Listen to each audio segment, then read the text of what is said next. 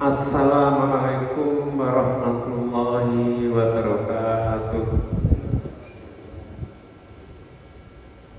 Alhamdulillahilladzi ahyana ba'dama amatana wa ilaihi nusyur. Alhamdulillahirabbil alamin wa bihi nasta'inu ala umuri dunya waddin. Wassalatu wassalamu ala asrofil anbiya'i wal mursalin Sayyidina Muhammadin wa ala alihi wa ashabihi ajma'in. Hadirin jamaah sholat subuh yang dimuliakan Allah, alhamdulillah pada pagi hari ini kita masih diberikan kesempatan dan kesehatan untuk bisa hadir dalam sholat subuh berjamaah di masjid yang mulia ini. Kewajiban kita untuk melaksanakan sholat subuh berjamaah telah dijelaskan oleh Nabi bahwa sholat yang paling utama, yang paling sholat untuk berjamaah sebagai ulama adalah sholat subuh. Sholat subuh adalah sholat yang paling berat. Dalam suatu hadis Nabi dikatakan tentang sholat adalah as-sholatu imaduddin. Faman aqamaha faqad aqamaddin wa man hadamaha faqad hadamaddin. Salat itu adalah tiang agama, dan barang siapa yang menegakkan salat berarti menegakkan agama, dan barang siapa yang melupakan, yang meninggalkan salat berarti meruntuhkan agama. Demikian Nabi kita menganjurkan atau mementingkan menempatkan sholat sebagai tiang agama atau hal yang utama. Kegiatan-kegiatan ini dianjurkan sholat fardu adalah berada di masjid. Kenapa itu kok menjadi tiang agama dan lain-lain? Karena dalam Al-Quran disebutkan innas sholata tanha anil fahsya'i wal munkar. Sesungguhnya sholat itu mencegah dari perbuatan keji dan mungkar.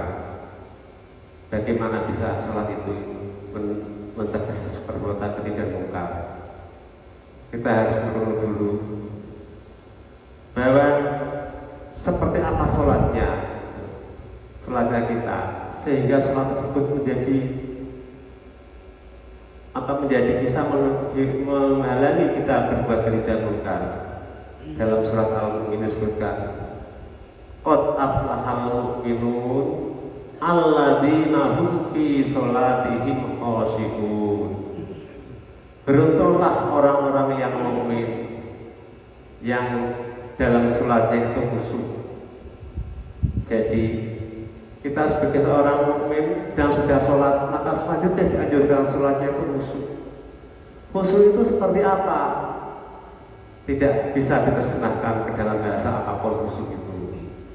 Ya khusyuk, bahasa yang terdekat, ya ada yang merendahkan diri, ada yang sungguh-sungguh, tapi itu semua kurang tepat. Bahasa khusyuk ada bahasa Al-Quran. Ada yang mengatakan khusyuk itu harus dicari, ada yang mengatakan khusyuk itu datang sendiri. Namun kita harus selalu berusaha untuk menjadi aflahal mu'minun adalah alladzina hum fi sholatihim khashi'un. Untuk mencari kata-kata khusyuk ini mungkin kita juga bisa melihat kebalikannya dari khusyuk itu apa.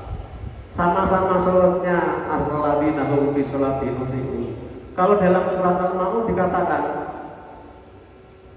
fawailul lil musallin. Nah, gimana ini?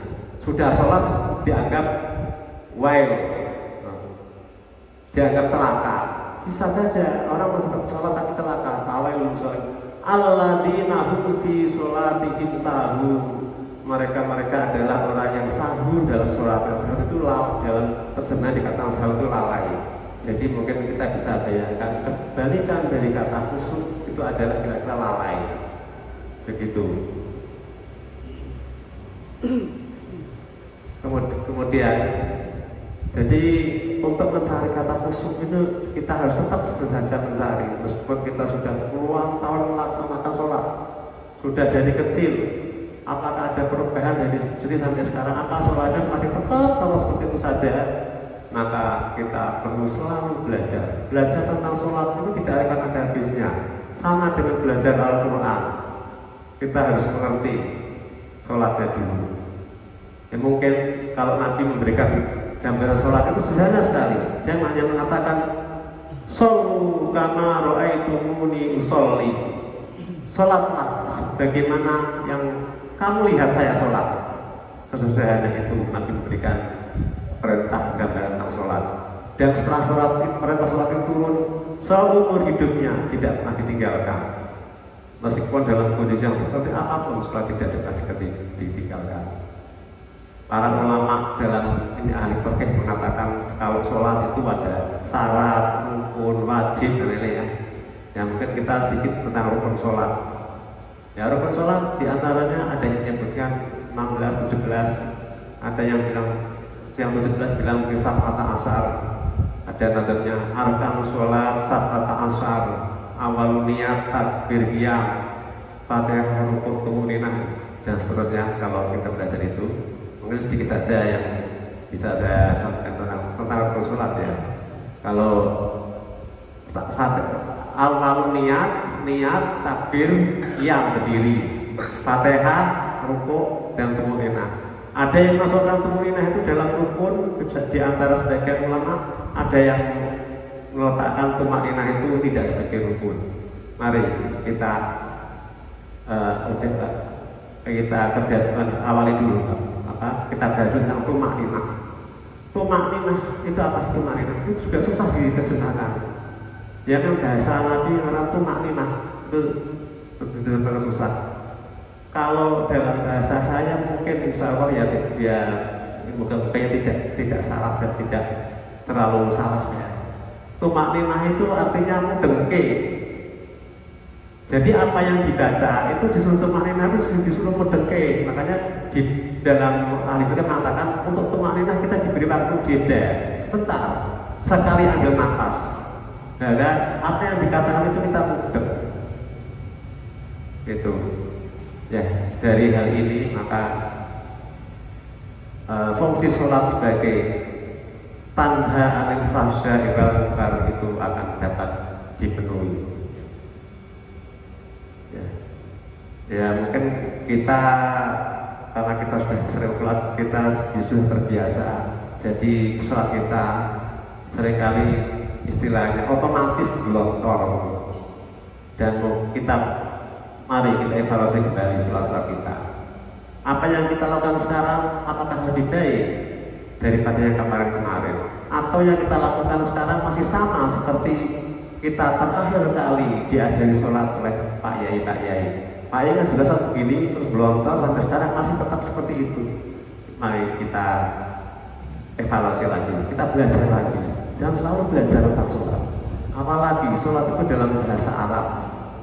Seperti Nabi juga menggunakan bahasa Arab, maka supaya bisa berhasil dalam sholatnya kita minimal sedikit-sedikit kita harus tahu tumakninahnya tadi, mudeng maksudnya itu.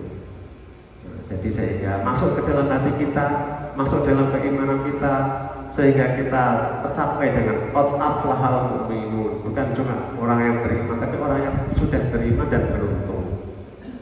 Jangan sampai kita kena ayat yang satunya lagi. Fawailul lil musallin alladzina hum fi sholatihim sahun. Jadi celaka atau orang yang sholat karena dalam sholatnya adalah sahun, mereka lalai,